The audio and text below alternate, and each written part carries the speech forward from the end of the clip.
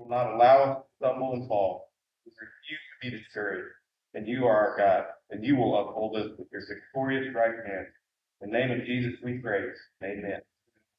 I pledge allegiance to the flag of the United States of America, and to the republic which stands one nation under God, indivisible, liberty and justice for all.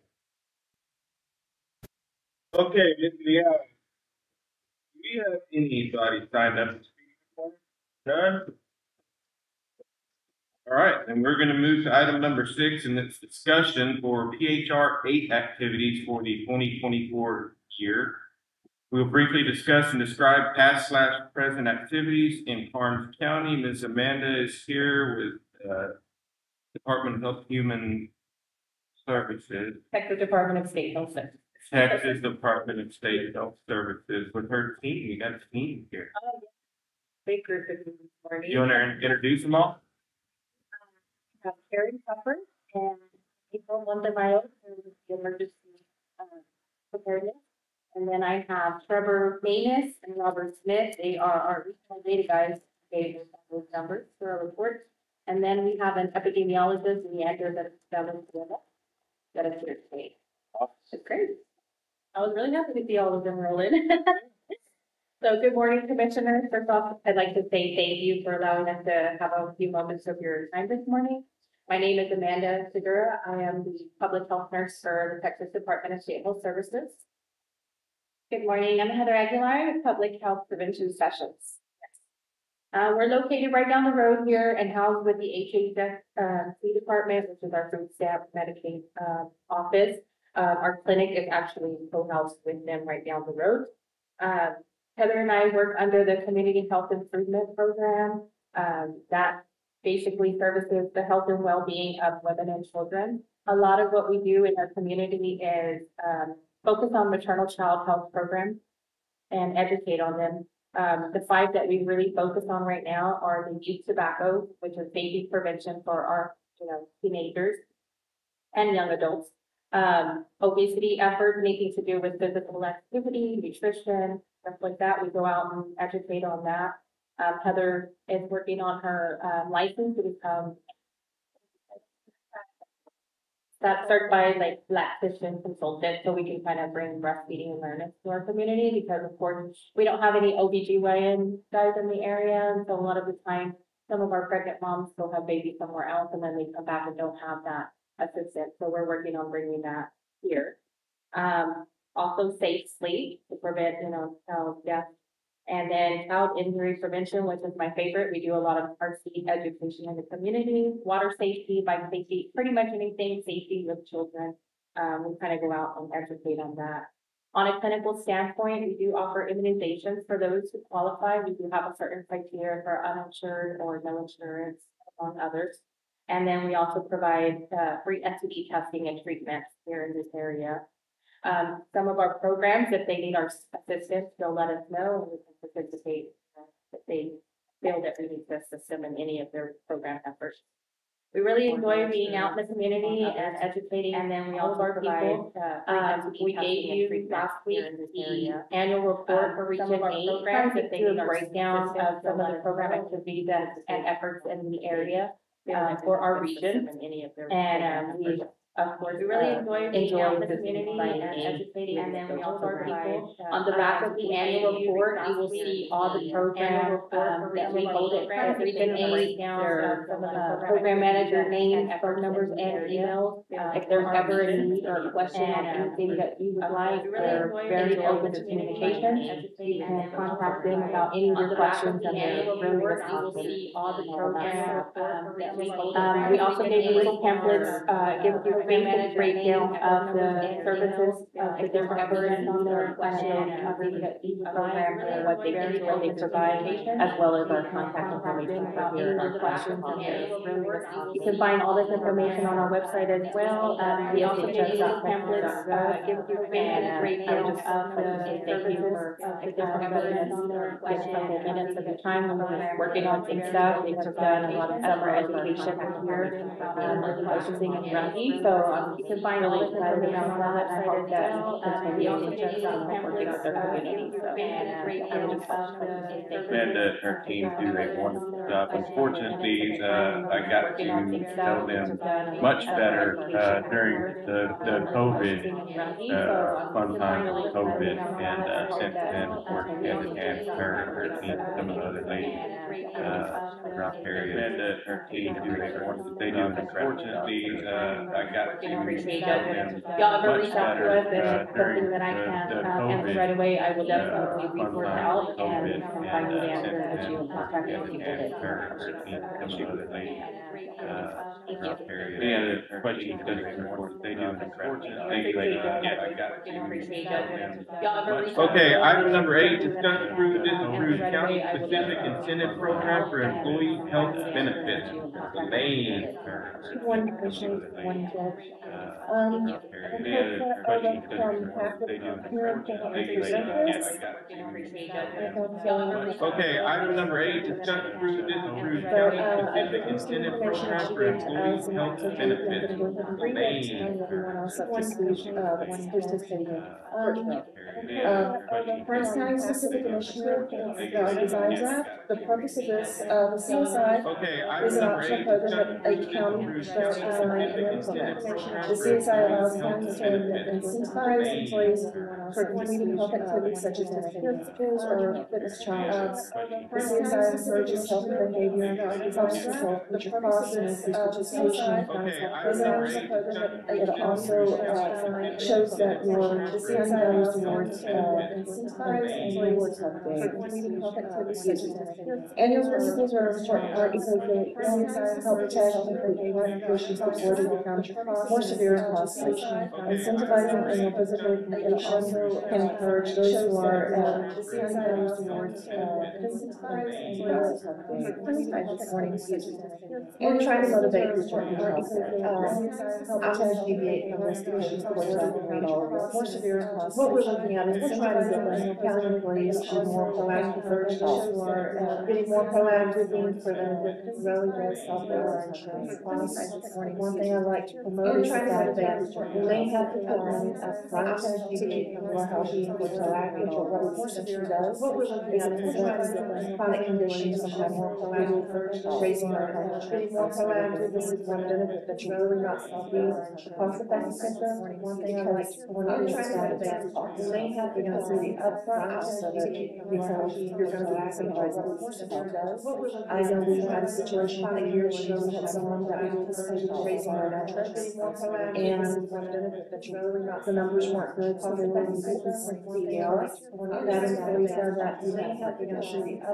So these are things that, we're trying to be proactive, get people to take better charge of their health and make good metrics. And so what we're asking to do as part of the suggestion recommendation is the commissioners will agree that we go ahead and reward people for doing their annual physicals. This would be what we're proposing is a day off for those people who participate. CAC does have a system in place that will help us track suggestion, give them a form for them to complete to turn in before they would get that time off. It's something that was kind of already budgeted for anyway, for your salaries. This would be per se lost time at the office, but it would be possible participating in this as if you look further into the documentation they supplied to you. With the right participation for our group size, we have the potential of getting back to $7,000 incentive program reimbursement. Where we can apply that to the more incentivized employees with wellness programs to get with the right participation for our group size, we have the potential of getting back to $7,000. We've had something like this in the past. When we Healthy need to County, find out where the warranty employees wrong. completing some of these things, preventative maintenance type With my participation, the county group size, we would should supply potentially getting back an extra tax $10. dollars. We've had something, and it's a good incentive. I mean, I know that a lot of people think When that we Healthy need to County, find out where and if it's a warranty program, we have to manage. completing some of these things, We preventative have maintenance procured specific ones up and one the county participated the higher would one supply she got. an extra The $10. county We've was had offered, something, and it's a good incentive. I mean, incentives I know of, that a lot of people think when that we Healthy need to County, find out where and if it's a warranty program, we have to manage. completing some of these things, We preventative have maintenance procured specific ones up and one the county participated the higher would one supply she got. an extra The $10. county We've was had offered, something, and it's a good incentive. I mean, incentives I know of, that a lot of people think that Healthy County, where and if it's a warranty program, we have to manage. completing some of these things, We preventative have maintenance procured specific ones up and one the county participated the higher would one supply she got.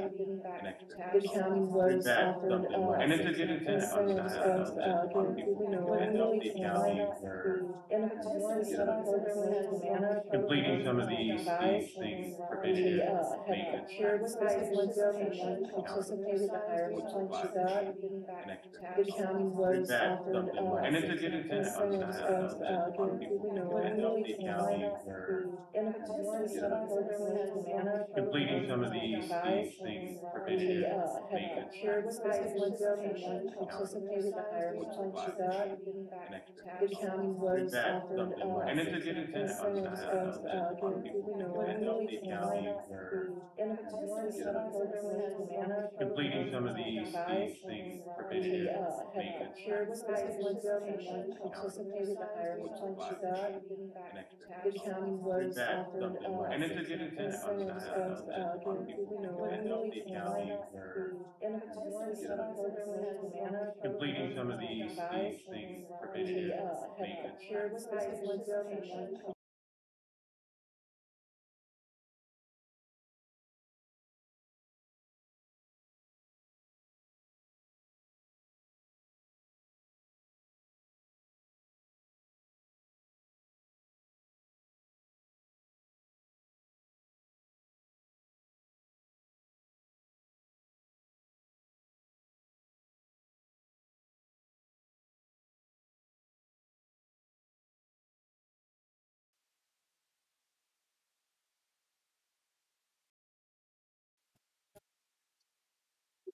shield.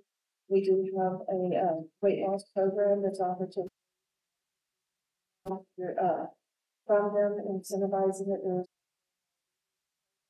have where it supplies the, meter itself and the test strips at no cost. Active with their health to keep them healthier.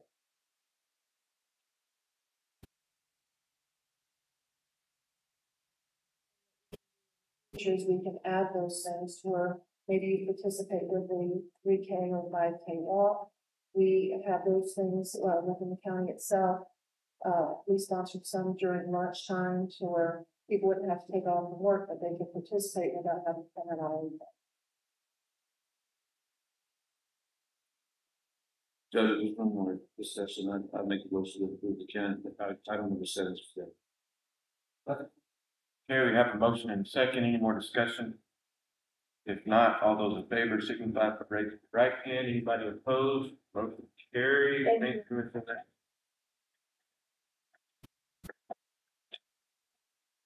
Okay, item number 8, discuss approve, disapprove order regarding transporting of juveniles for Karnes/Muslim Juvenile Probation Department. Melissa not here. This was something that, that a previous court did sign.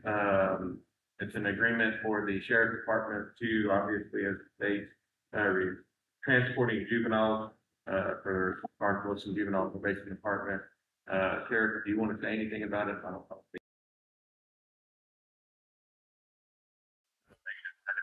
Tracked down, retired commissioner, that did sign off on this. It was approved.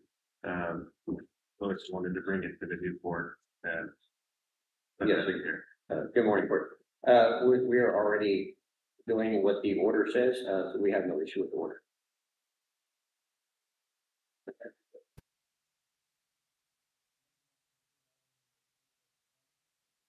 Okay, we've got a motion and a second. All those in favor signify by raising your right hand. Anybody opposed to it? Carries. Item number 9, discuss approve, disapprove establishing a salary grievance committee pursuant to local government code 152.014 and determination of the salary grievance committee. This is by statute, something that we have to do. We haven't had a grievance in, I think 4 or 5 years. We haven't had one. This is something we do over here. It is, it is. I'll move we approve number 9 next. Well, second. Okay. Okay, and what do y'all, how do you want to determine that? That makes it too bad. Okay, we have a motion and a second. All those in favor signify by raising your right hand. Anybody opposed to it, motion carries. Item number 10 then is discuss approve, disapprove selection of the members of the salary grievance committee. Public members, alternate members, and or elected officials pursuant to local government code 152.015. This is where we'll establish that.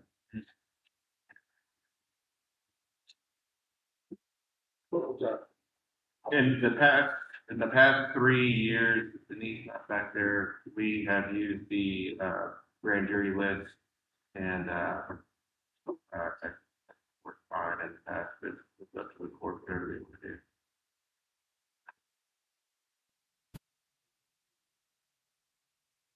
We did the grand jury here. It's me. I'll second that. Okay, got a motion and a second. All those in favor signify by raising their right hand. Anybody opposed to it? Carries. We'll establish that. Michelle, you have that for us.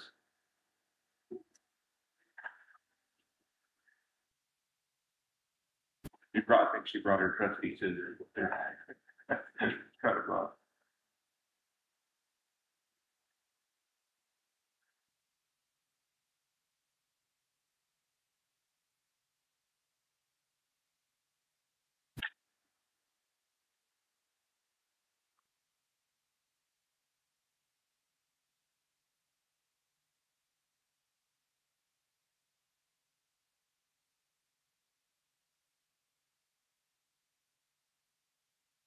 Should have that. Y'all should have that for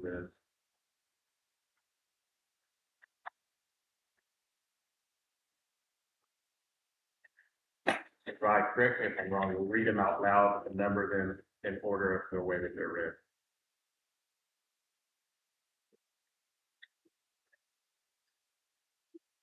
Do what? Yeah.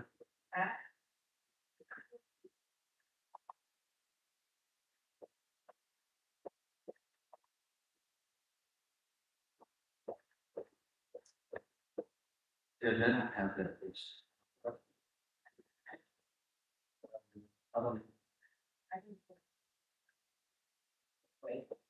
Dr. Philip will approve the Joe went quick.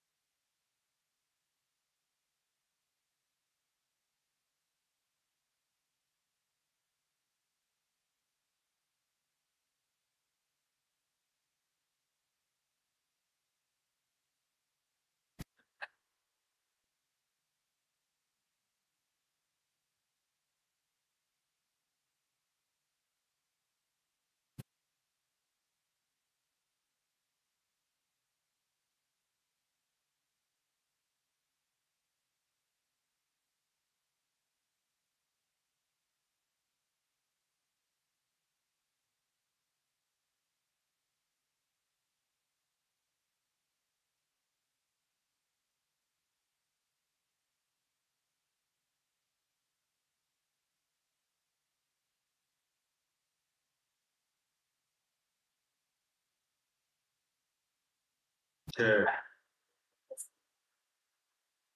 Who's gonna be the official? Take it all the way down. Okay, first is going to be Patricia A. Sakula.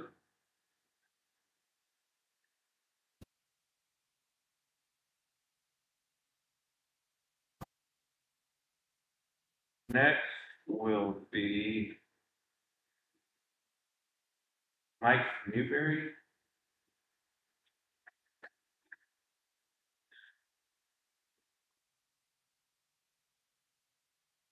Third will be Erica Rangel.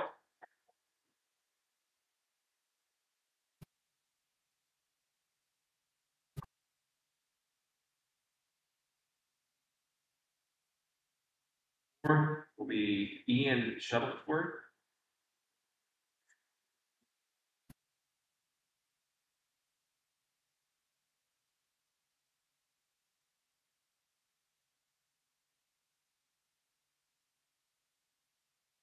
Five will be Todd Espinosa.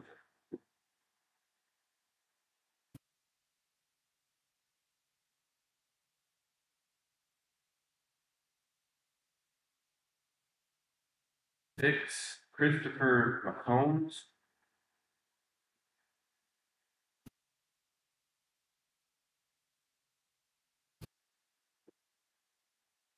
Seven will be Johnny J. Reyes.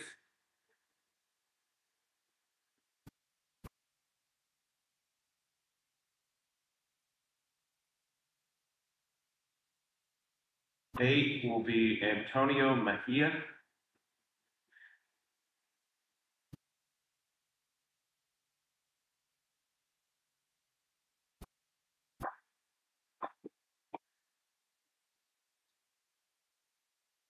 9 will be James W. Wood Jr.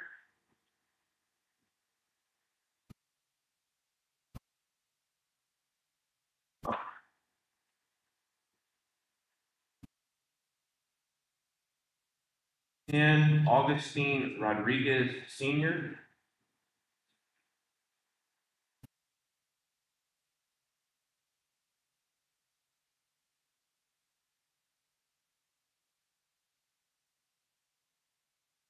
11, April Peralta.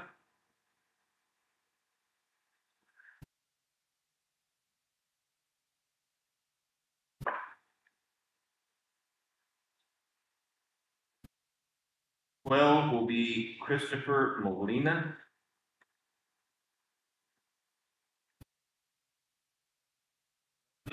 13, Dallas Patrick. That was good. Salary agreement.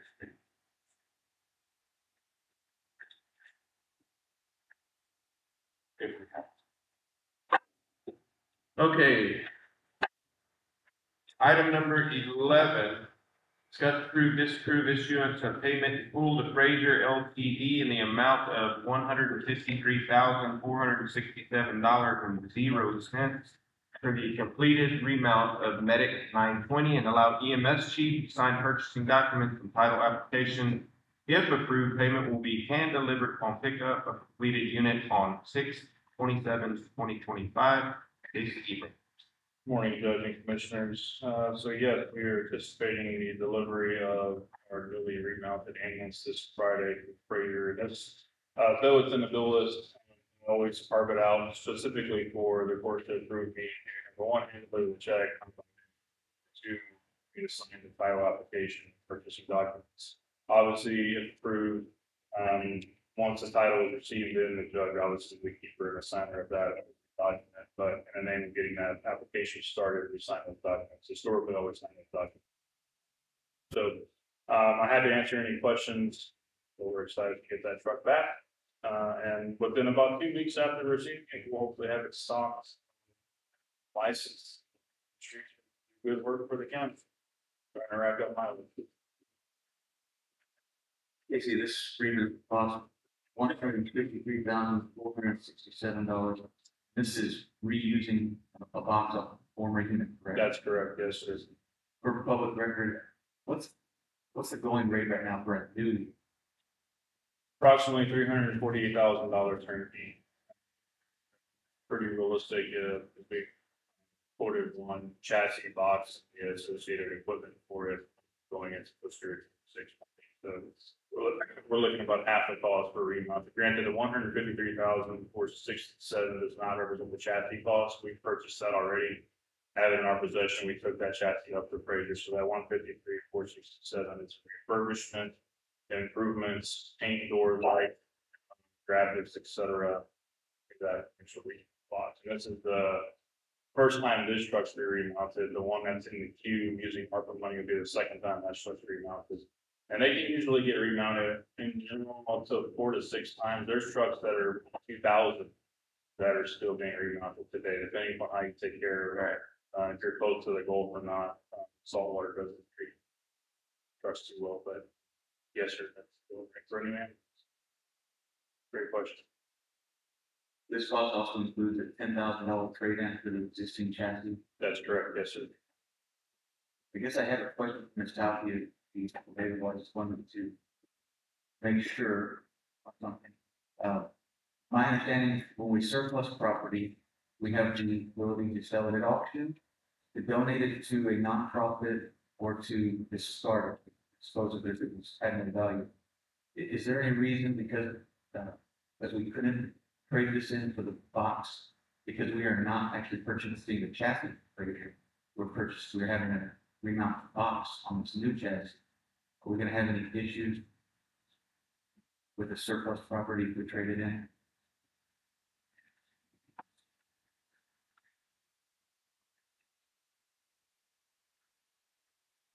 Hey, see on page 3, it has in there a rear bumper, black bedliner.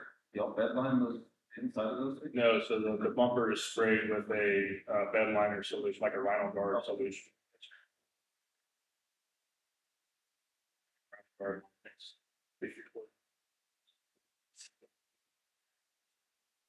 Got a great relationship with Fraser over the years. They're absolutely not the most expensive. They're most closely proximity to us. They're based out of Houston. They actually started local industry making maintenance, generator powered maintenance. And Houston Fire Department approached them back in the 80s. Said, hey, can you make generator powered ambulance? For a long time, and still to this day, they're the only generator powered ambulance manufacturer in the country. They were mostly Texas, but they have over 3,000 units across the country that have been built with their facility. So we're happy to continue down that partnership with them. They're continuing to do a great job for us. And in my years of being here, I've not heard Casey, didn't ever hear Dennett have any complaints with great care stuff. They're a phone call away. Even on June 10th, I was talking to Drew, one of the head service advisors at Fraser. They're literally a phone call away. 5 weeks after hours. Second motion to approve item 11 as presented. Secretary. Okay, got a motion and a second. All those in favor signify by raising your right hand. Anybody opposed? Motion carries. Yes, ma'am.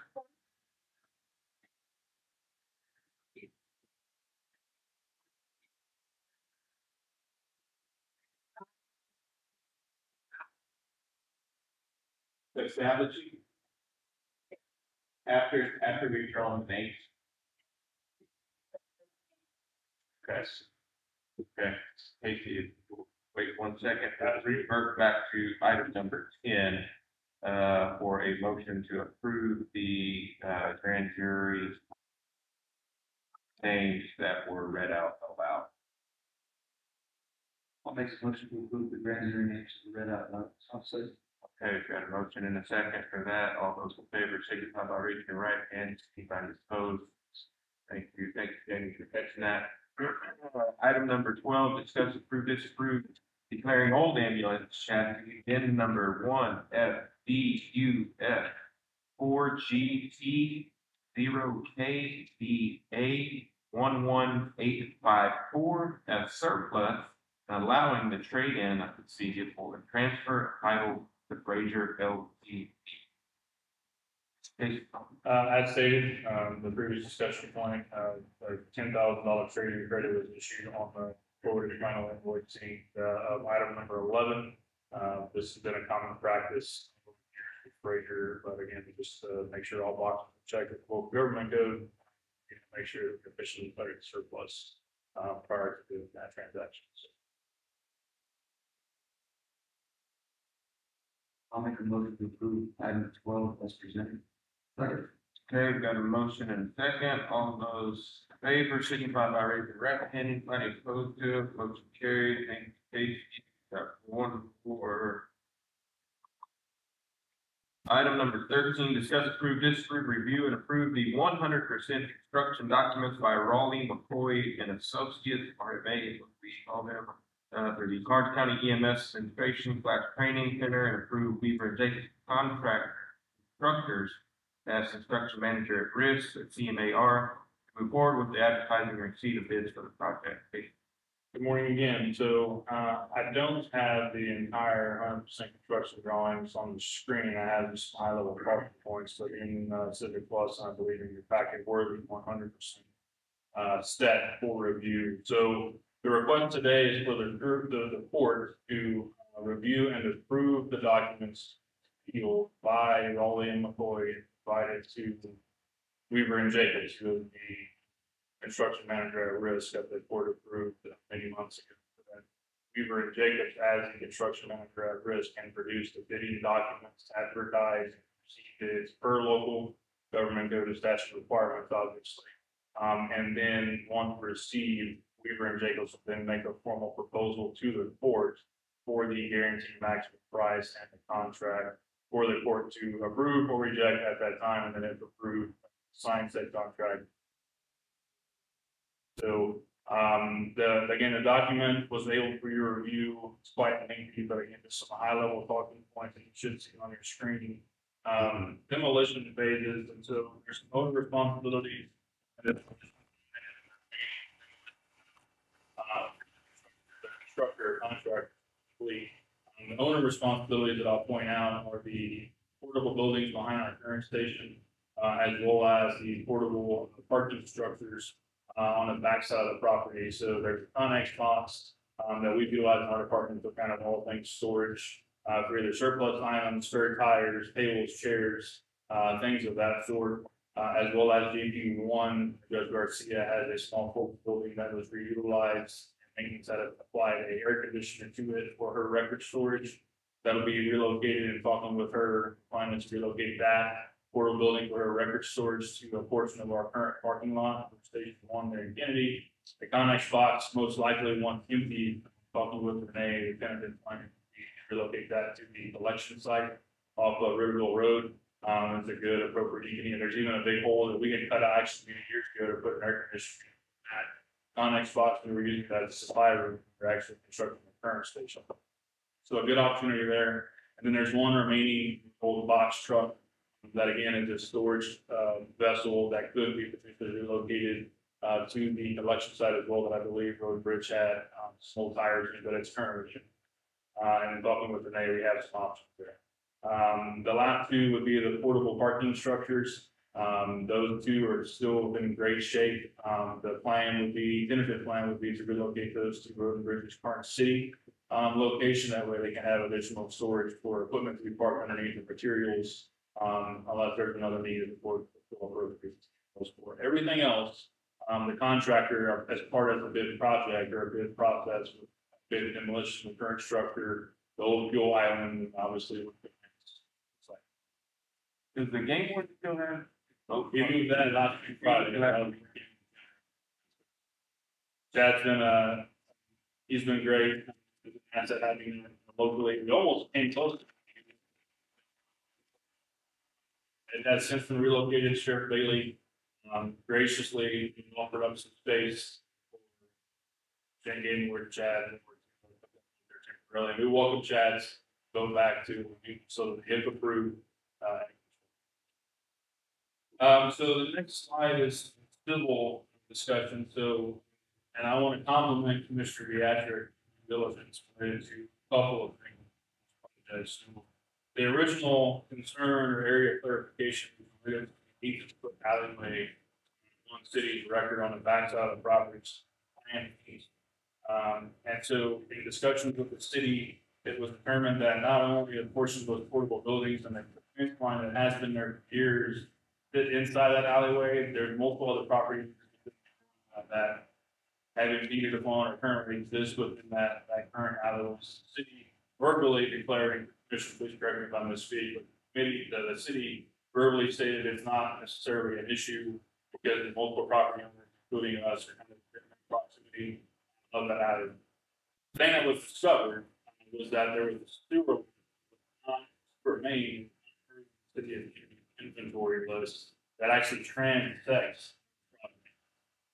And so previously, the city had no knowledge of parallel to said alleyway, the fence that is on the backside of the fence for the road bridge storage yard uses or currents.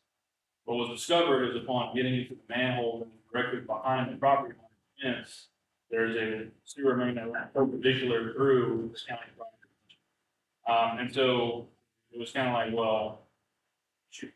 And so it was not discovered by the surveyors. It's not even the city list. It wasn't discovered by the civil. Since said discovery, the civil engineer has engaged with the city of Kennedy and has open discussions related to what are our options.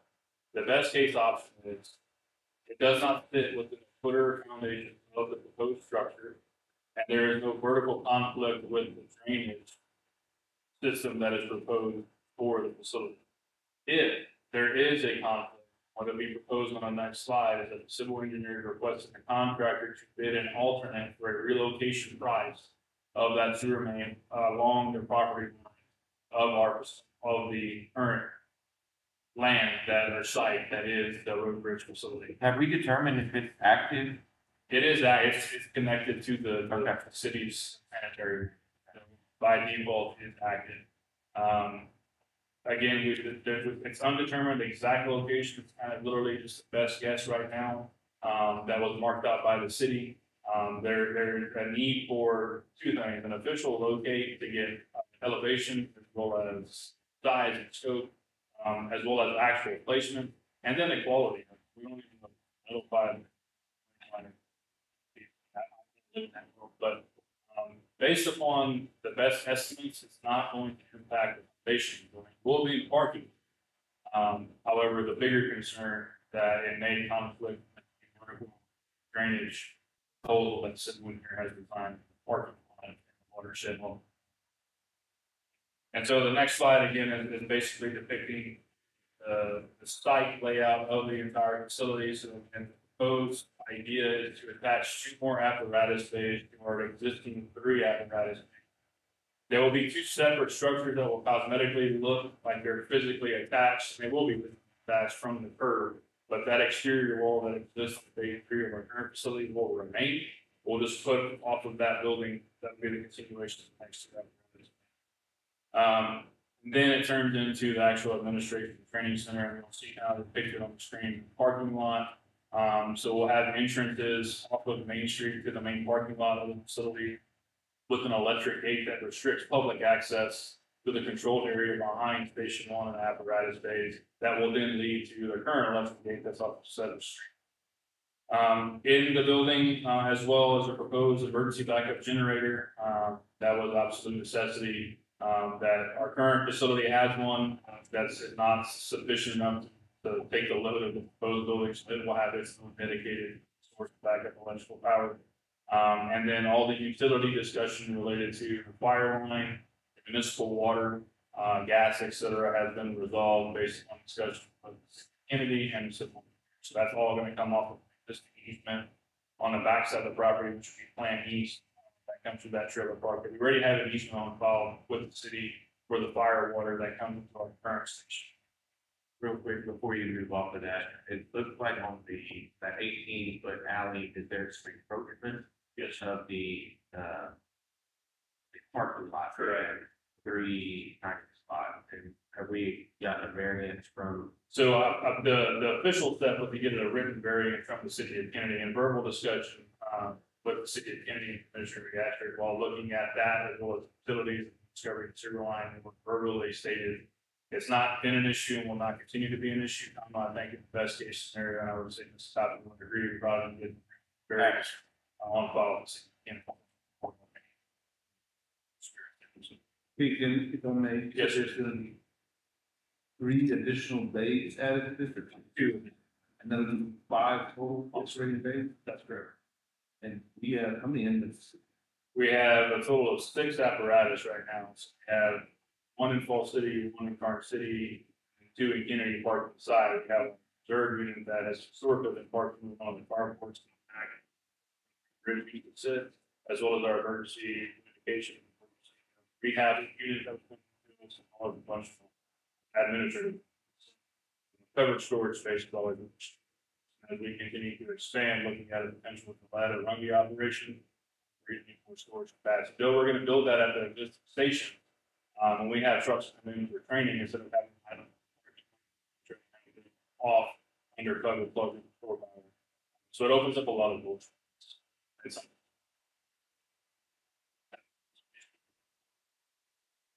the long-winded answer to your question. 2 happening.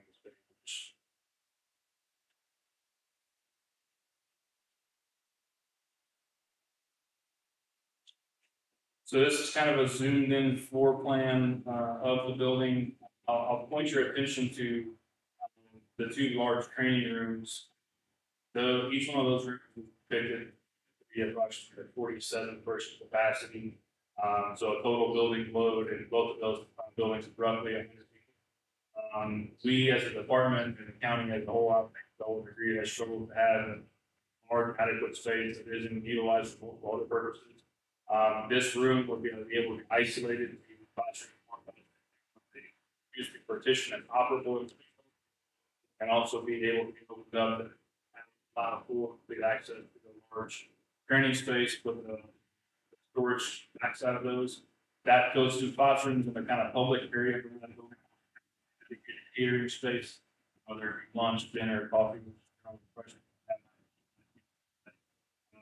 public ADA restrooms, lobby space, administrative assistant, office manager, currently not a role in the department, but again, future building and immediate department.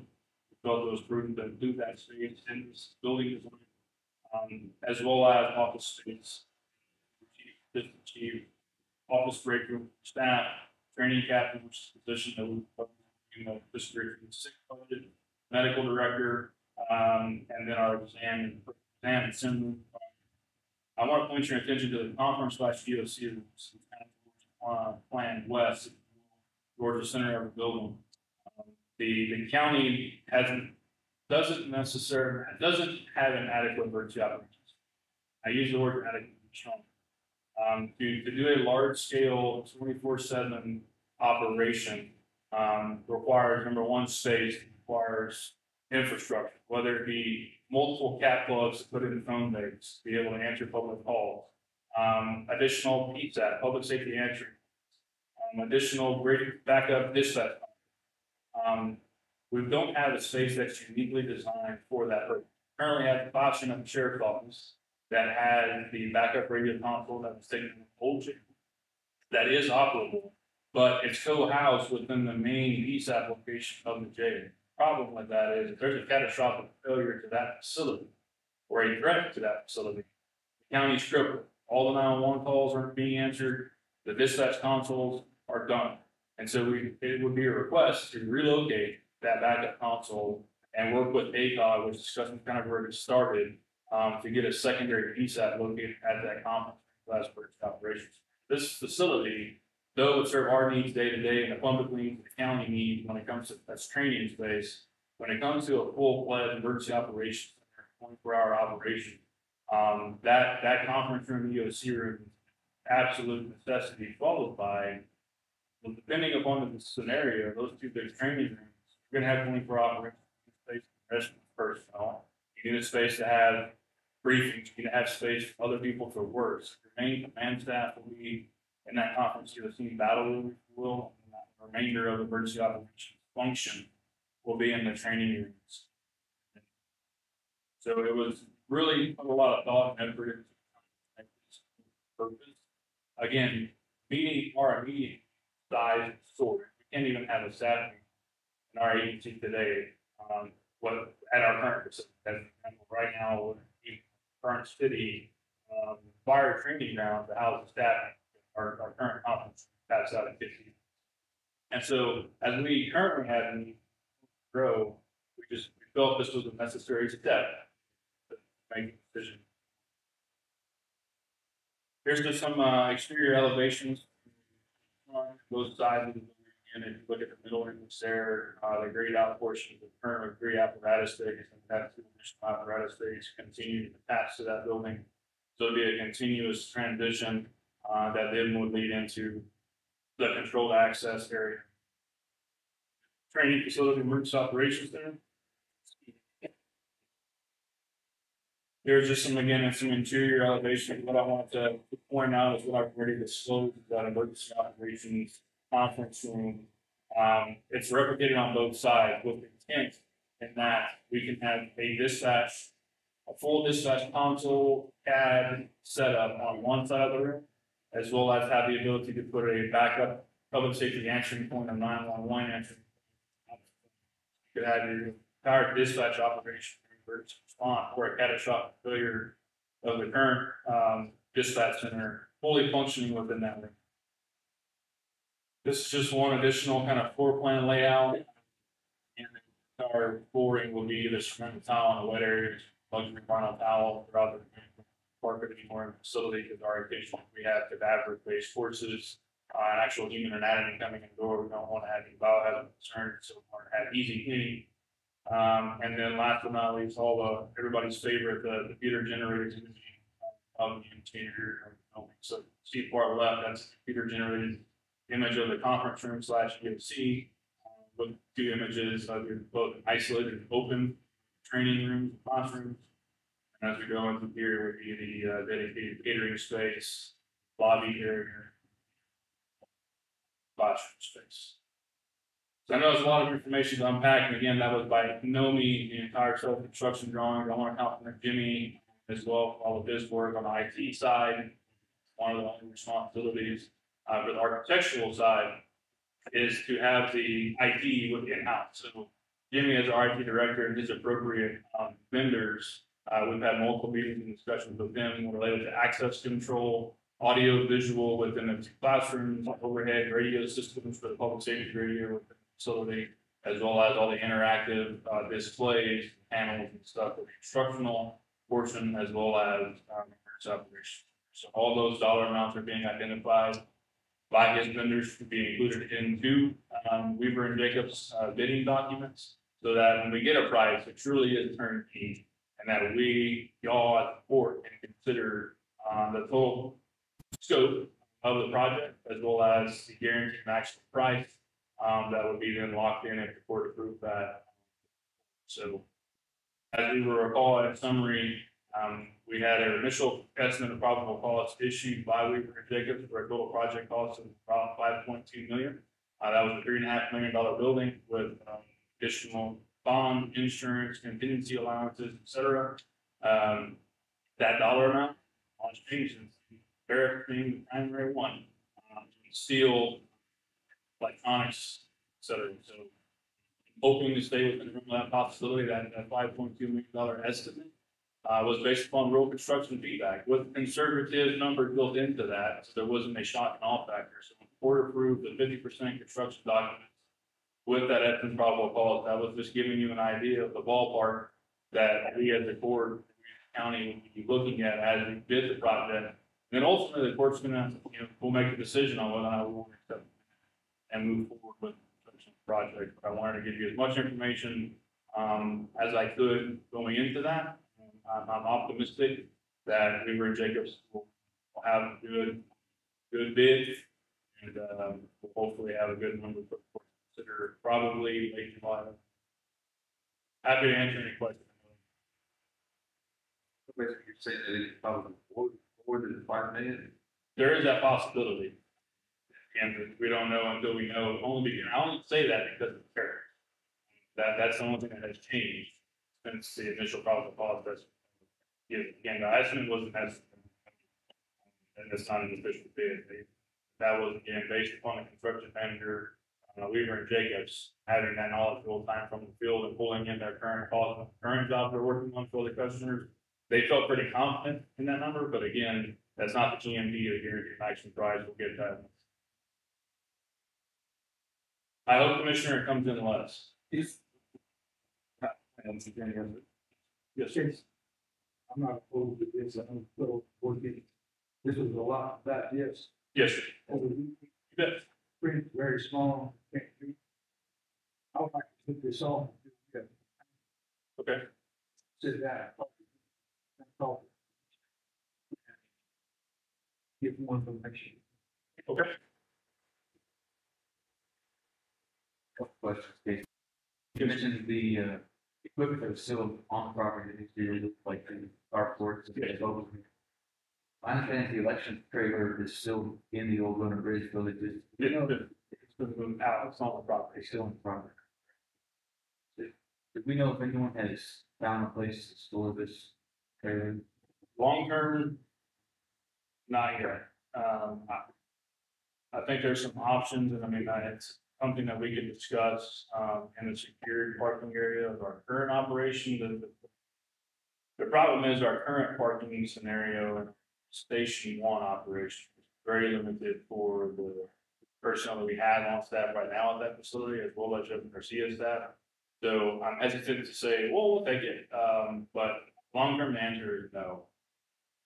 And part of that parking is to be taken up, relocate that. That is, it's, Just ask that all of us county employees look for a solution. Find a good place to store this trailer. It's important for it to stay secure so that we can ensure elections integrity.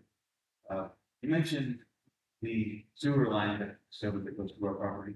I was told we weren't sure the city ever got it through our property. But that sewer line, has anyone done the research? I personally have not, I do not know, I have not talked to Jay, the civil engineer directly, it's kind of been third party through Brian, Raleigh McCoy. I can definitely put in a call to Jay directly, to see if that easement was ever located or even granted, to try and get an answer to. I guess that would affect whether or not we can move it. Absolutely. Yeah, associated. Or variance for the parking lot. Ms. Sophia can help me to get that written up for the city of Kennedy. I would be happy to present that to Commissioner Court. I'm sorry, to City Council of Kennedy, to request that variance for parking lot.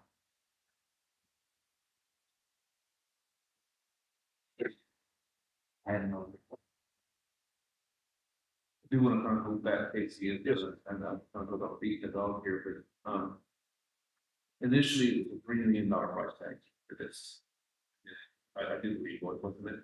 The building itself, they're correct, the metal structure, the 300 metal building, the foundation, the concrete parking lot, the building itself, goes to 5.2, the bonds, insurance, the actual construction manager fee, their cut of the project, as well as a $500,000 allowance for furnishing fixtures, $325,000 for generators, so you quickly exceed that 3.5 of the physical structure, concrete, to the total project cost. Okay, I didn't appreciate you. Going back. You bet. It's been a minute. I know going forward, it's probably just a lot. You know, it's a very Responsible. thing. My only comment would be is that the change from the 50% construction set that the board has previously approved was really just refining the intricate detail on the IT side and the MEP side, as well as sewer line. Those were the only real changes from the 50% set that the board already approved to the 100% set. So I would agree that yes, the full 100% set is obviously lengthy and quite detailed. But when it comes to actual what's changed, those are the two big changes. Civil side, for the sewer line potential alternate for the relocation of that sewer line, if that in fact is required. And then all the intricacies for the IT. Everything else pretty well structurally, square footage wise, has not changed, pretty well committed that design development, 100% design development, 50% construction drawing. And those don't re-sealed? They will be sealed after, if the court approves them 100%. They can't seal. I mean, just maybe it's. They'll be sealed for the bid. So if the reason they're not sealed today is that if there's any need for change, we had that option before, because we could approve them as is with any amendments that the court would want. Then we would seal them, and have them bid out with bigger tickets.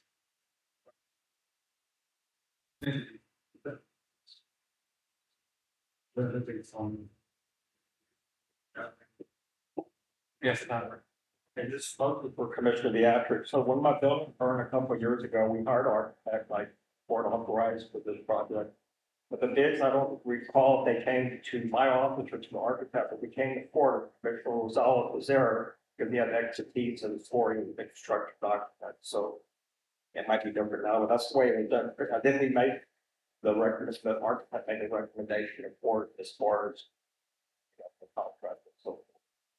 The main difference in that is that was described as a pivot to the goal of the repair method. The court showed us really on this project, seeing in our construction areas repair method. So we were in Jacobs as the contractually signed construction manager with the county is in the county, has the county best interest in mind. If not only as a construction manager, even on the price is ultimately they're on the hook should the project go over. Correct. With that guaranteed maximum price. So that's why they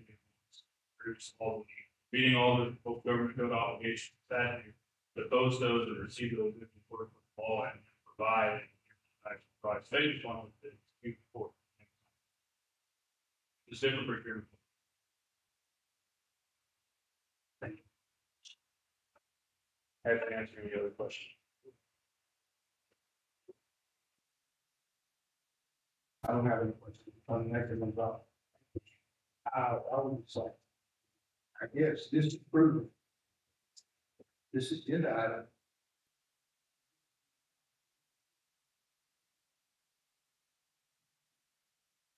My concern with that is kicking the can down the road. Casey has done an excellent job providing the information for you.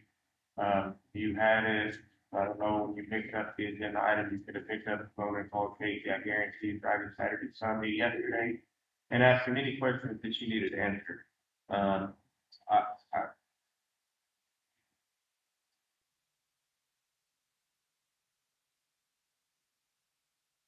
We need to move on this. We have money in the budget this year that we have budgeted, that the court has approved as a whole for this to go forward.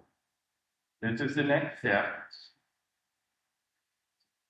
You're gonna get I don't know what your fee is, Benny, because we're sitting on a jail that I'm getting blamed for, which is I'm sick and tired of it.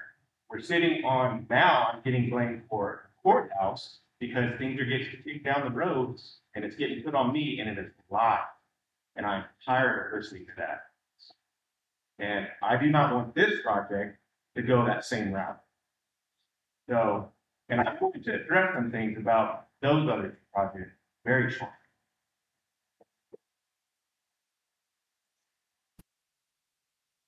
Again, I would just echo, the 100% set, yes, is lengthy, and they've been on to the plus for some times. Granted, you may have not gotten it back until 72-hour prior authorization notice, but again, I assure you, the only thing that's changed from the 100% design development drawing, 50% construction drawing that the court has already approved, was the refinement of all the intricacies related to the MEP, mechanical, electrical, plumbing, as well as the IT needs, access control. And then the main big change was the sewer line discovery with the potential relocation solution that we did into the job. So the construction drawings, again, are simply just being sealed for bid. Granted, it's the court's discretion to postpone it. But to answer your Commissioner Lissy's question about potential delay, 2 weeks, 2 weeks set this back. And the intended timeline was to have these hopefully approved today, to then give Weaver and Jacobs at least 2 weeks to prepare bid documents, to then advertise for the statutory requirement for 14 days, I believe. And then receive in for the next 2 weeks after the bid is advertised and then produce an actual guaranteed maximum price to the court, which sets us into probably a early August timeline. It would be prudent to consider that being able to start the project this current fiscal year will be able to use the funding that's been allocated this fiscal year to start paying for the construction, primarily demolition, as well as the site work. I doubt very seriously we get foundation for it right now in October, but being able to get site work commenced, be able to utilize current budget funds instead of having to budget more money the next year. Regardless, we're gonna have to budget, match the price and this. Again, just trying to be focused on utilizing the opportunity to start this fiscal year. That's where a potential 2-week delay going into approving next board could set us back. But again, support discretion. At the answer to your question.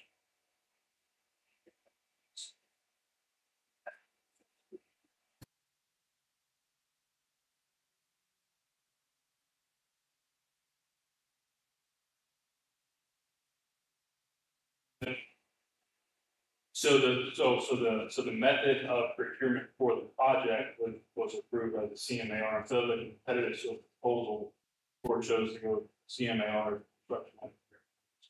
So that construction manager at risk, that's outside I would think outside the scope of what you're describing for the policy of the council. But again, it was at length discussed, and the CMAR contract was approved and signed by the board many months ago. Okay.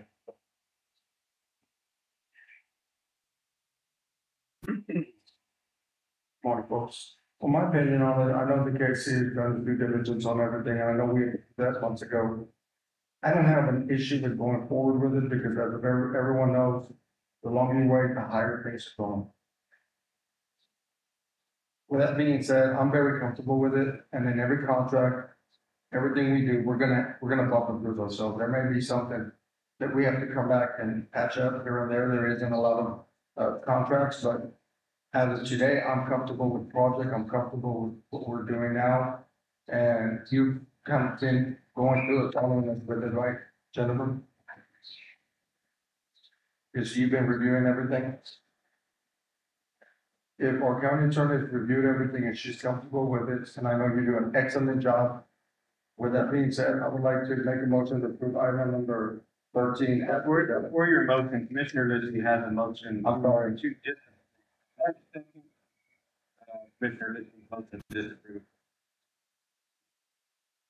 Honestly, I would like to, I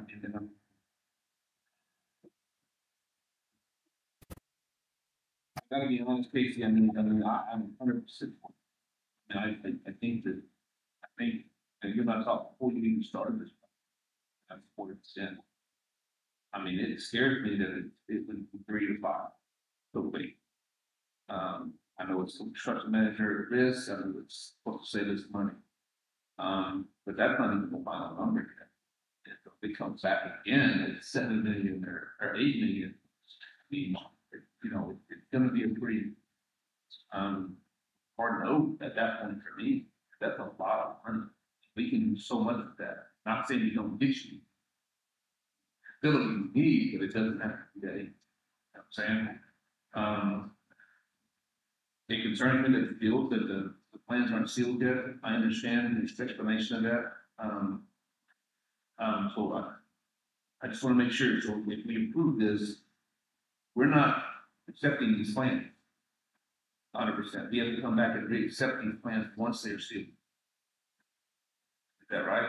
You're approving the plans to be sealed, but you're not locking the court or the county into the project until the bid is received and the contract is produced and guaranteed maximum price is offered to the county. So there's still an opt-out policy of Karnes County up until the point of signing the contract with Weaver and Jacobs to construct the job and issue a notice to proceed. Once the notice to proceed is issued, then we're locked in at that point. So all we're asking the court to do today is to approve the 100% construction drawing set to be sealed, but no alterations once they're sealed. To be then bid out with the CMAR to receive those and produce a contract and offer actual price to construct the project. And then I want to say one other thing, and the procurement process for the county is, in itself, something we have to undertake. CMAR, it's a completely different animal, so it's taking me time to get my head around that. Well, candidly, I've been instructed to use Bible for purchasing, and nowhere in purchasing policy of Karnes County does it say that it's Bible. Say what? The purchasing policy of the county, number one, there are things that we're told as department heads to do that we need in the policy, Bible being the primary example. So the CMAR again was approved as a procurement method for the court that it previously adopted, approved, and contract is vetted and signed. So again, if the concern is the price, the $5.2 million price tag was given to the court 5 months. That has not changed. No. What I'm saying is, for me, it's taking time to understand the CMAR process of how it goes about. It's different than the normal procurement process. That's what I'm trying to say. I'm not talking about the price now. I'm talking the price. The price does here. It went from the initial 3 to the 5, whatever. That's a pretty big jump. And I've got a lot of questions about that by the rank. And so, I'm just kind of going on record just saying that that's why I'm kind of so planning to ask you the questions that I'm asking. Like the CMAR, something that you deal with every day and you're dealing with it, doing a great job, honestly. It's not something I am dealing with every day, and so I have to re-engage my mind to it. So that's all I'm trying to say. Any other discussion from the court? Is there a second to Commissioner Lissy's motion to disapprove? Hearing none, Commissioner Lissy's motion failed. Commissioner Rosales, would you like to make a motion? Make a motion to approve item number 13 as presented.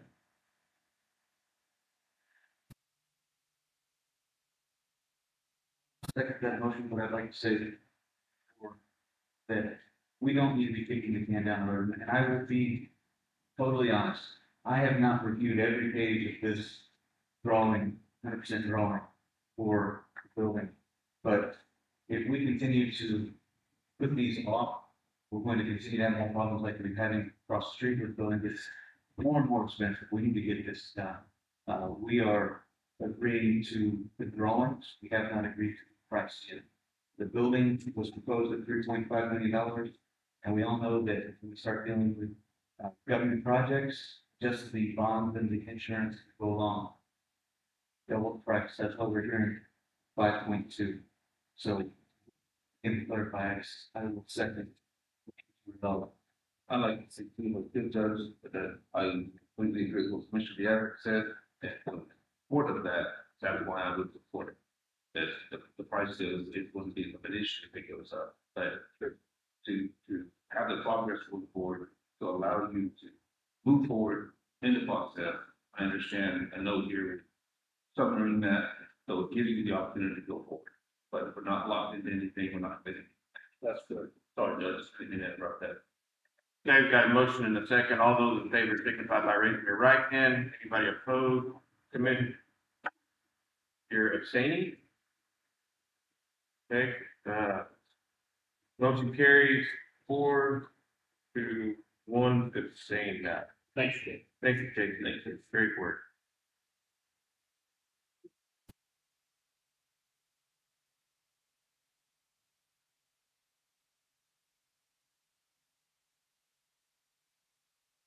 Item number 14, discuss, approve, disapprove payment to MTM Recognition in the amount of $455 for past due invoices.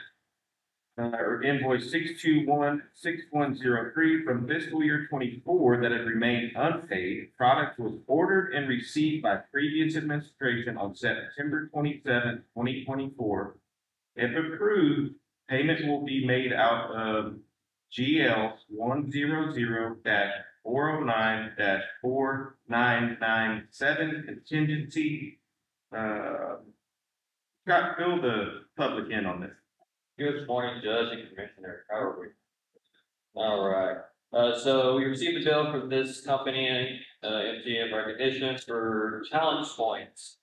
The last administration had ordered these challenge points. We do not have. I don't know where they're at. We do have, y'all just have all that, exactly what the pictures of it look like. Just digging on it, did find a FedEx, I believe, delivery date of September 27th, 2024 at 15:16 hours. It says, signed by D. Bunler. So last administration did receive these challenge points. I have no idea where they're at. So we're just trying to get more bills that are like pay. Oh, challenge coins are these little guys. Different agencies make them. It's a way of go to conferences, go to meetings, you kind of give them challenge points, they give you a challenge that's a collectible thing. And there's other things people do, but it's just for the public.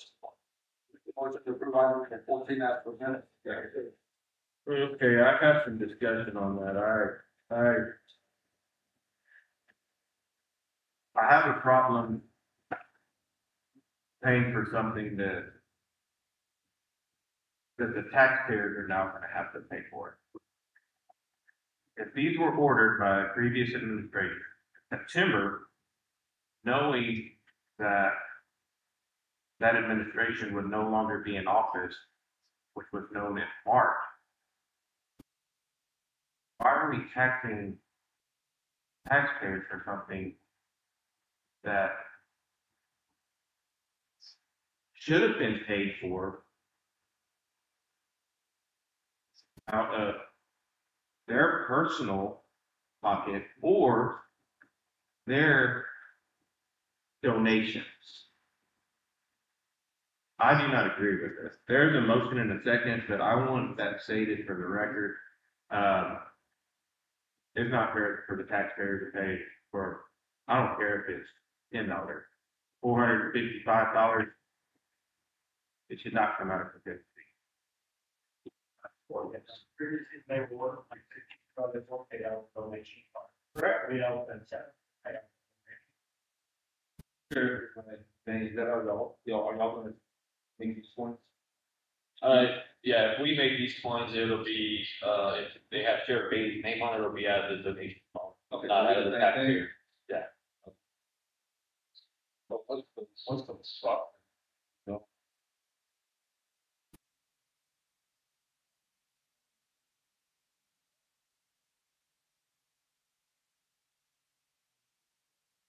Like, just I'm just thinking about maybe tracking money. That's because it doesn't make sense. It's all going to be donation. And then What should have been done is this bill should have been paid last year out of before this administration came into office. If the previous administration had funds in their donation line item, they should have paid the $455 for it paying sheriff being away. Should not tax the taxpayers again, nor this new administration with something we don't even have possession of. And the taxpayers from that? Okay. Chief, what did you first receive the bill for this one? It was going to the last few times. I believe I said invoice of March 31st, set down.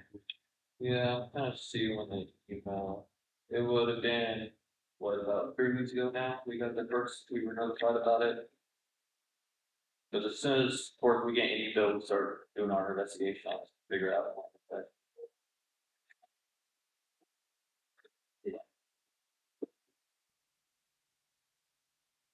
yeah, this was a second notice. It wasn't the original bill, that was the second. Second notice? Yeah. Just, I agree that this bill should have been paid last year, and it seems like typically these items are paid out of the donation fund. I don't think contingency should be used to pay for these coins because contingency is a budgeted item, which is taxpayer money. I would rather see this item, well, I'd rather not have to pay this item. I think it should have been paid already. But I did talk to our county attorney in Southfield. Do we have a legal obligation to pay this? Kind of iffy, but at the same time, I don't want Orange County to have the reputation of a county that doesn't pay its bills. So whether or not I like it or not, former administrator at this county, we should pay for them, I just think it's, you know, donation. And there's a way to go back. I mean, Tom can go back and look and see on September 27th of 2024, when that administration was still in office, how much money was in that donation fund.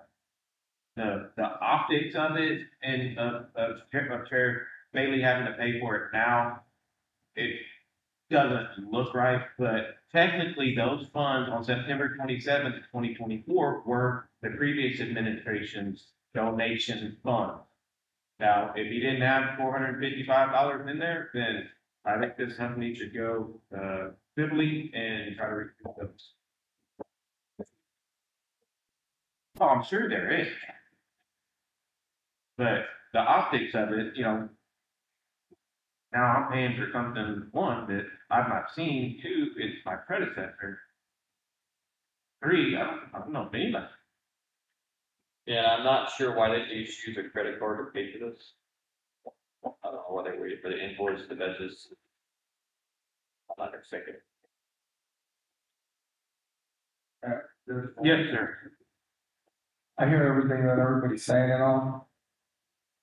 What I'm gonna state right now is, yeah, it does fall back on the taxpayer, but I guess it was from the other administration and all that, but the taxpayers do put us in these positions.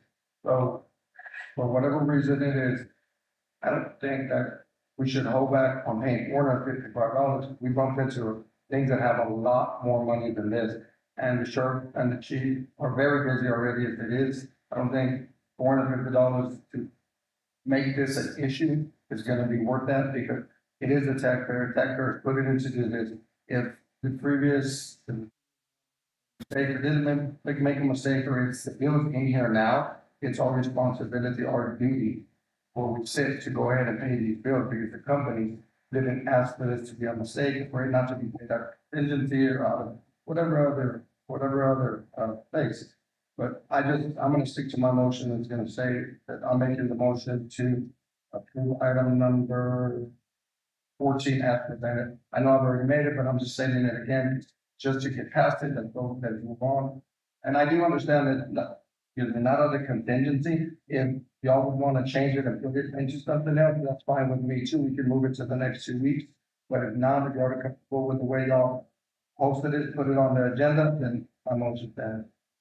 Commissioner Geisler, you have a second on this, that's still current. Yes, sir, I do, and I agree with what Mr. Rob said. I mean, it's not. There's snow on it, so it needs to be done, and it's, still close.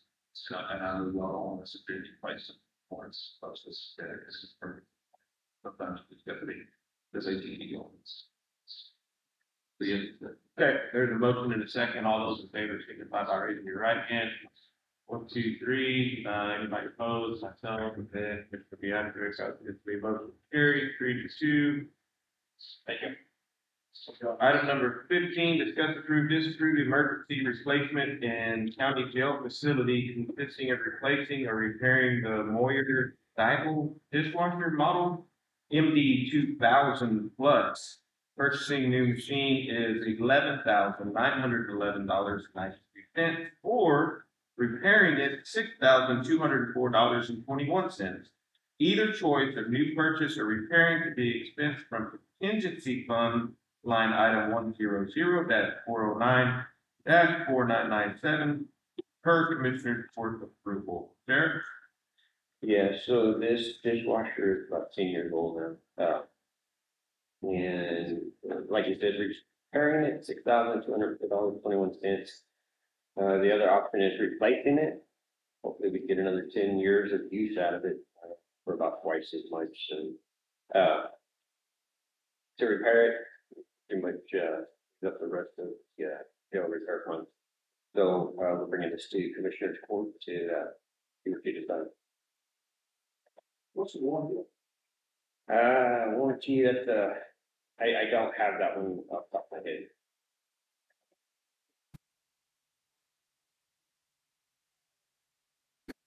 Standard warranty is it. Most of the time it's 14 every year, 5 years. Bigger parts on it, right? I would imagine. This I have, extra paperwork there, but I don't think that it, has a warranty. Backwards unit or is it? No, this is the main dishwasher. This is what we use for the family. So right now they're hand washing them. The difference between the hand washing and this one is the high pressure machine. And of course it sanitizes the trays that they use. How old is this machine? It's been in there since the inception of the gym. 14. Is it 14? 2014, new one.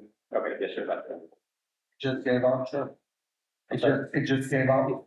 Yes, if you look, there's an itemized list on that repair, the booster element went out, the drain valve, the cord, the magnet, the water pump and motor, the contactor, the timer, and the reed switch, whatever that is. So if that goes out, we repair it, and then if something else goes out, say like, whatever, I don't know where it's left on there, honestly. If something else went out, then we'd probably be in the same boat. We should reach in the cost of the new one again. Question is, do you want to limp along until budget, approval for a new one with, put the Band-Aid on this one, or do you want to, potentially, and have, or jump that, to just go ahead and get it fixed? Judge, I'll make a motion on it. I make a motion to approve emergency replacement of county judge facility consisting of replacing the Moyer Evo, dishwasher model NB 2000 plus purchasing a new machine to be will be $11,900 and $11.92. Okay, have a motion and a second, Commissioner Bianchi, any other discussion on this, please? Chair, just, can we get another opinion on the person this is? We had a term with shop, loading the parts scan, and when we read through this, and you're telling me you need a timer for the magnet, washer pump and contactor, the timer and the reed switch. I don't know, I don't feel confident that the technician looking at this has explained to me why you're. I would rather you buy a new dishwasher than spend as much to repair an old one. Yes, but a failed contactor can prevent the entire thing.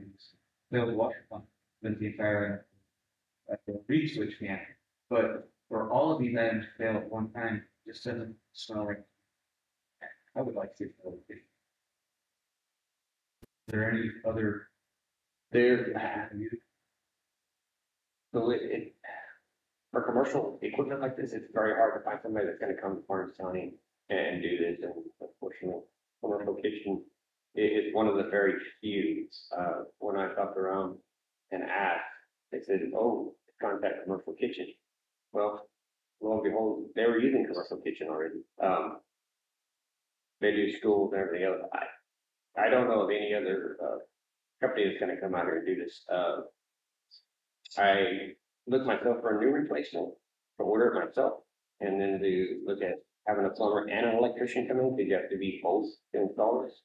And for a new replacement, for me to order, $12,576, I'm estimating the plumber at $1,500, and I estimated an electrician $1,500.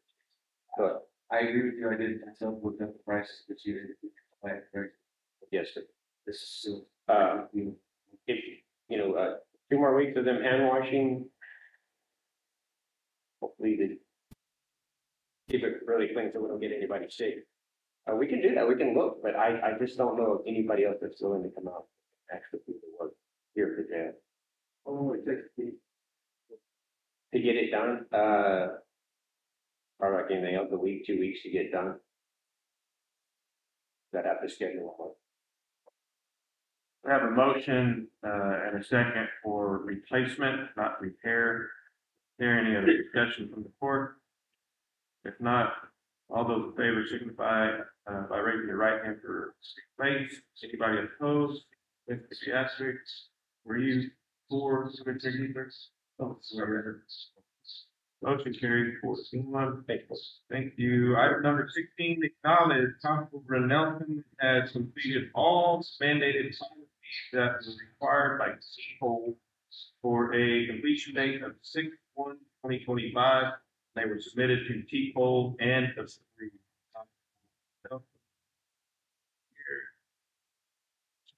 Acknowledgement.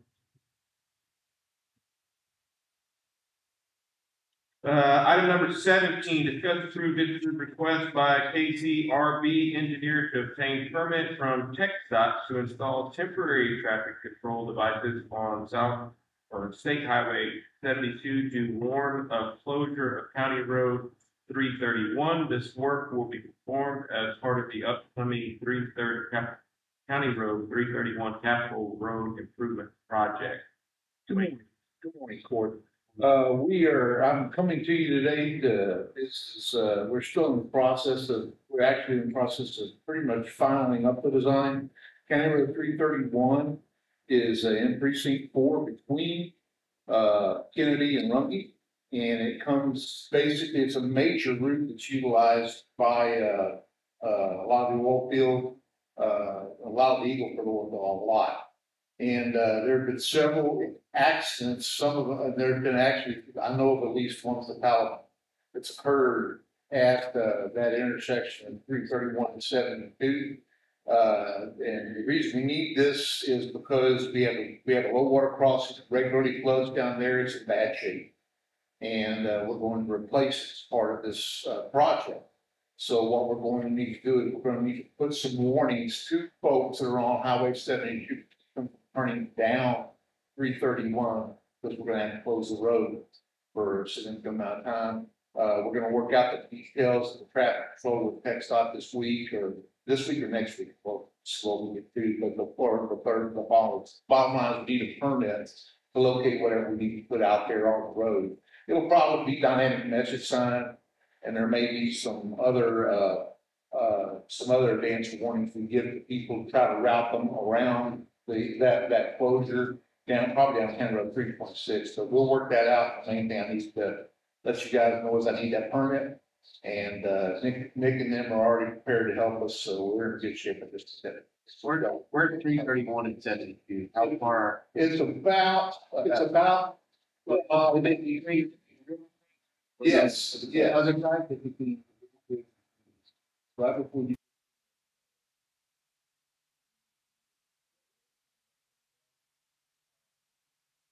I can do this. When you're coming out of Kennedy, going towards Rumpke, 331 is right before there's a series of plants that are standing County Road 24. And this is the one. Yes. And there's some vertical curve. Yes, there are. That limit. So this is going to be done in coordinate with the states. We don't have any safety issues. Great. Makes it item 13. Okay, motion and a second. All those in favor, signify by raising your right hand. Anybody opposed, blank carried. Item number 18, we have our consent agenda. We'll look, all the items are listed below the consent agenda. We have reports from the Justice of the Peaches, precinct 1, 2, 3, and 4, our district clerk, our elections department, our IT department, EMS maintenance, sheriff's department, constable precinct 1 and 3, and our EXDMV.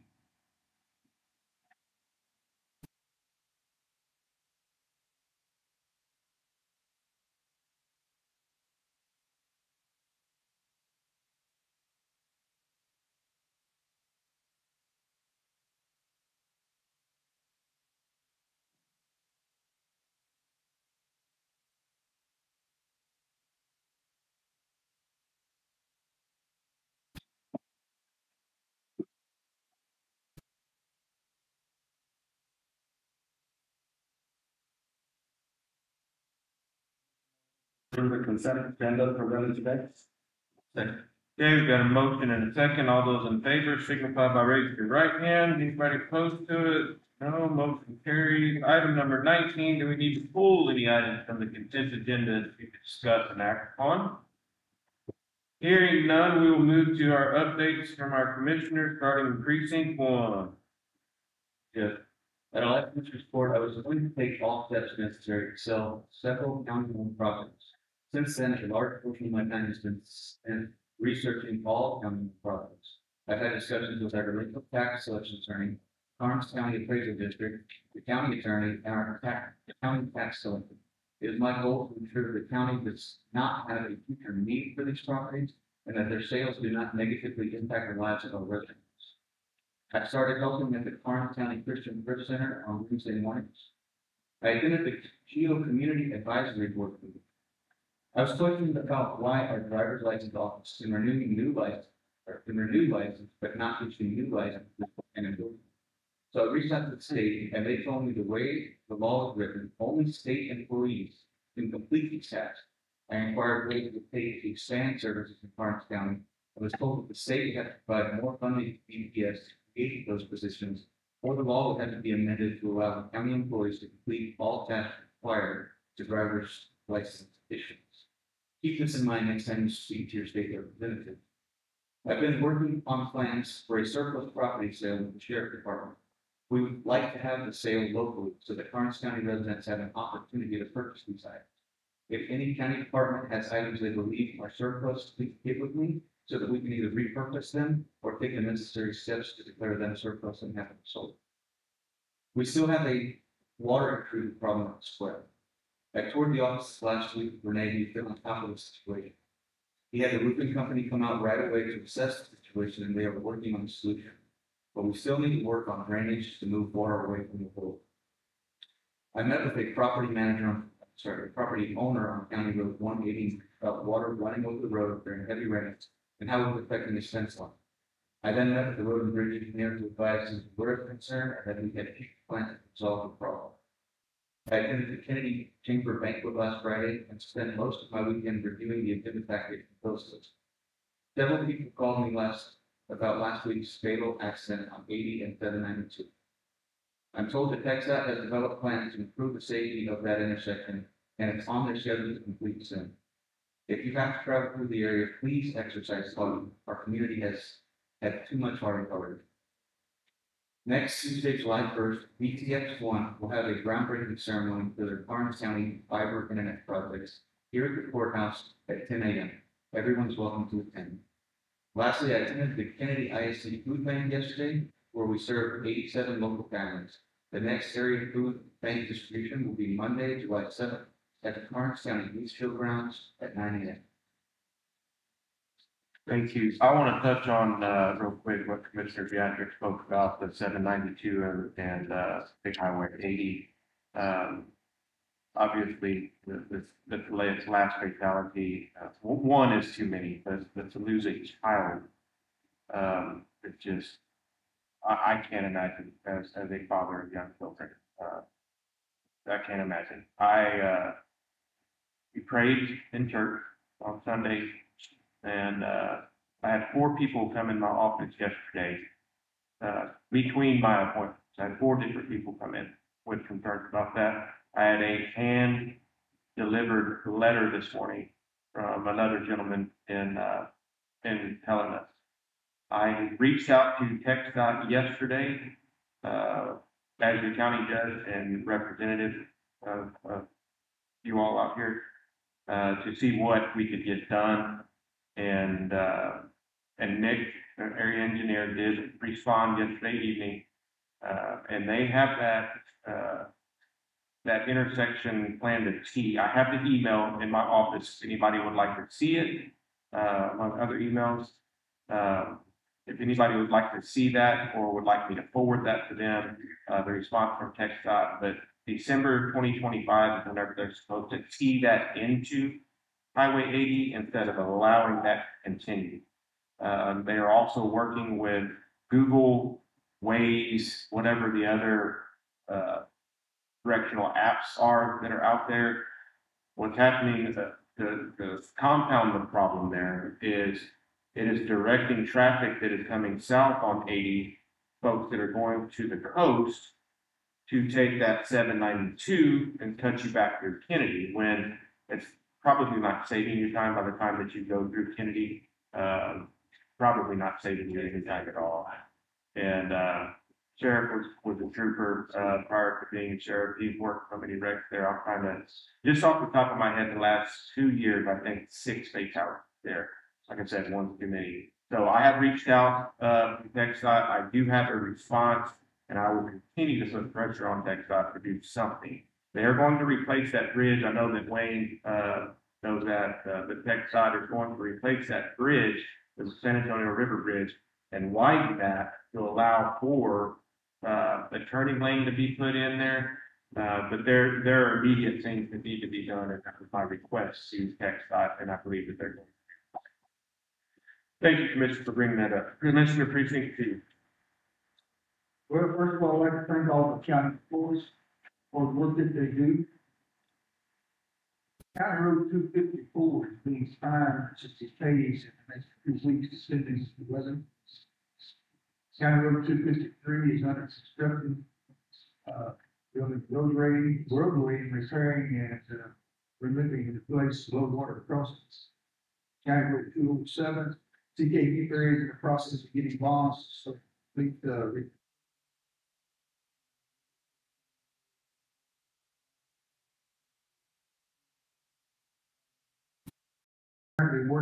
reworking cross section for County Road 22 and County Road 377.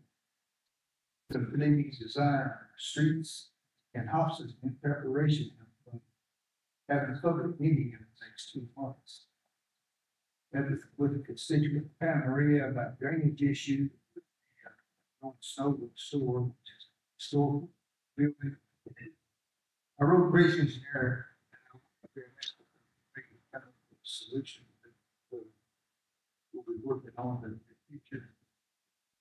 TxDOT took 4 samples on County Road 230 survey their bridge design. And also would like to thank Sheriff Beatty for and the other responders for their response to the tanker truck tunnel on County Road 230.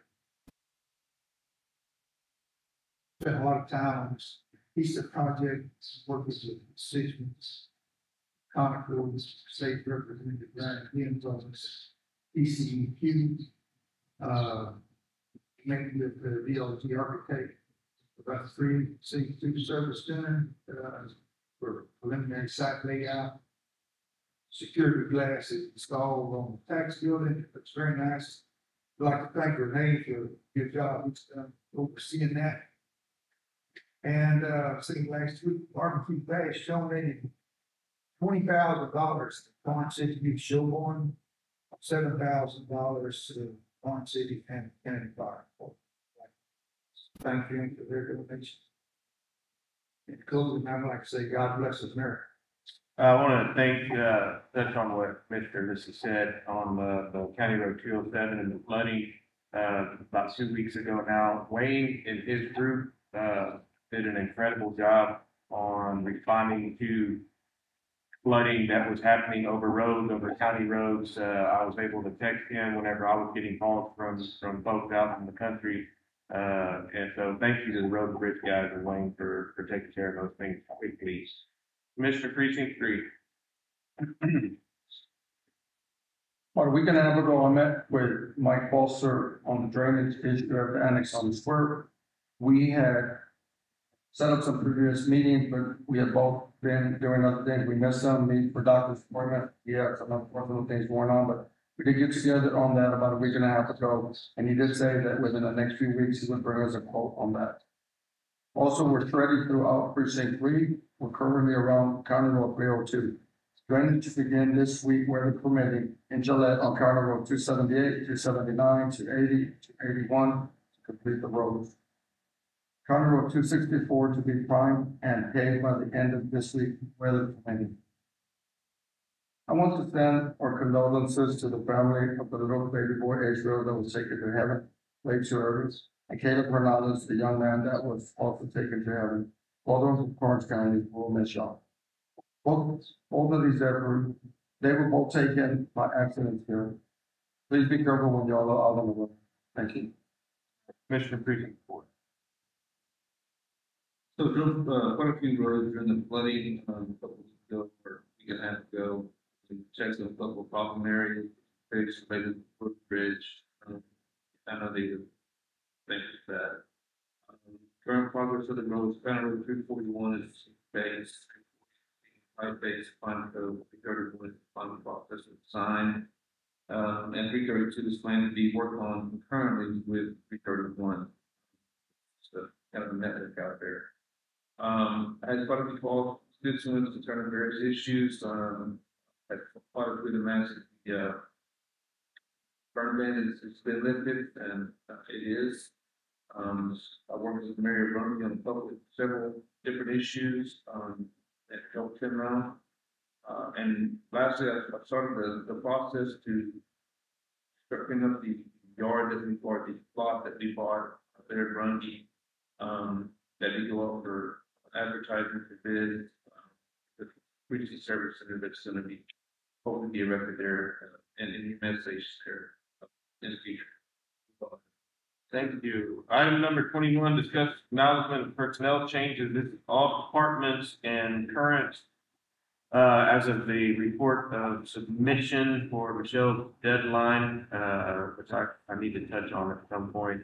There's a bill was signed by the governor of this piece, is going to affect postings.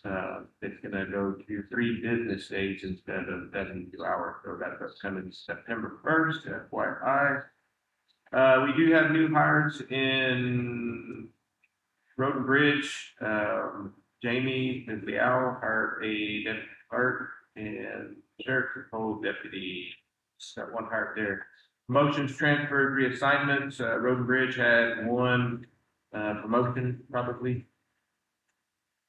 No resignations, no terminations, retirement. Mr. Terry Schmidt is hired as bailiff, checking range agents for cattle. We are currently hiring for emergency management coordinator. I think we have that done, waiting on 1 return phone call. City security officers, HR assistant. Karnes Wilson Juvenile Probation Department is looking for an attendance specialist, HHSC administrator, prevention specialist, a ropes facilitator. And Road and Bridge is looking for equipment operator 1 and 2. Sheriff's Department is looking for jailers, dispatcher, and patrol deputy or 2. Now, like I said, this report is current as of June 17th. Item number 22, payment of bills. All right, for the bill list that we sent you all was 1,577,192.82. I am adding one amount of 183.40. That was a travel reimbursement that was pulled last time we did receive the map. I just talked to the individual. They should have submitted it on just a reimbursement form instead of the travel form. So the person knows that now.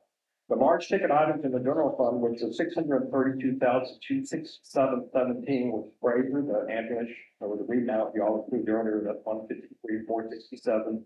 DMC, archive building across the road, which is 80,865. Karnes County Appraisal District, we have to pay them quarterly at 65,864.43. The other large item was tax, we have to pay for our property and mobile easement, 124,676. Yeah, so we get it. Right, and the road and bridge total is at 858,164.40. So with adding the 183.40, it's gonna be 1,577,376.22.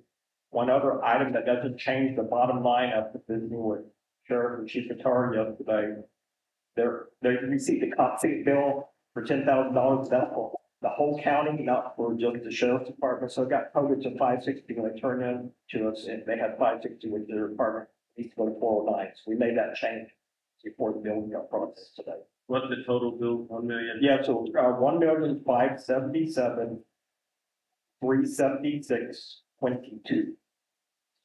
That includes the the 183.40 reimbursement. Yeah. Okay.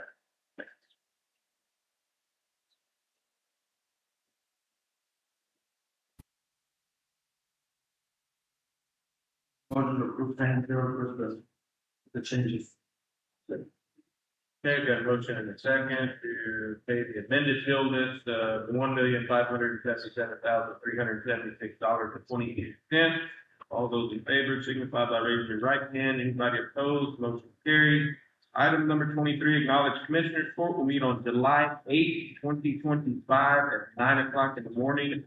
We'll be over at the Karnes County Multi-Purpose Room at 210 West Calvert, Suite 150, Karnes City, Texas, 78118. Item number 24, we